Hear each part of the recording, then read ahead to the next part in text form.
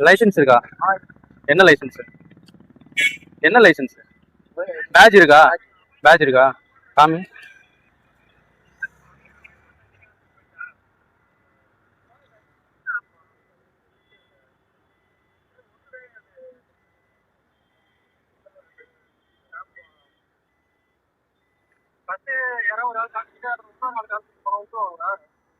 இது பேட்சா?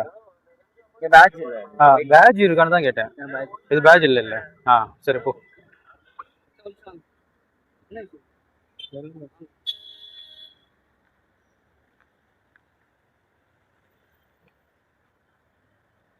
லைசன்ஸ் இருக்கா? லைசன்ஸ் இருக்கா? என்ன லைசன்ஸ்? பேட்ச் இருக்கா? பேட்ச் இல்ல. பேட்ச் இல்லாம எப்படி இதை வண்டி ஓட்டும்? போ போ. பேட்ச் இல்ல இல்ல. பேட்ச் இல்லாம எப்படி வண்டி கொடுக்குறீங்க?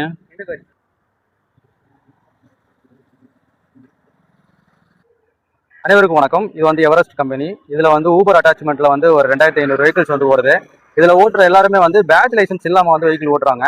என்னன்னு வந்து இங்க வந்து கேட்டனா பேட்ச் லைசன்ஸ் இல்லாம வண்டி ஓட்டலாம் அப்படின்னு சொல்றாங்க.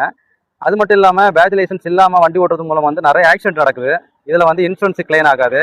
இதை பத்தியான நிறைய கம்ப்ளைண்ட் வந்து நாங்க வந்து இப்போ ஸ்டேஷன்ல வந்து பதிவு பண்ணியிருக்கோம்.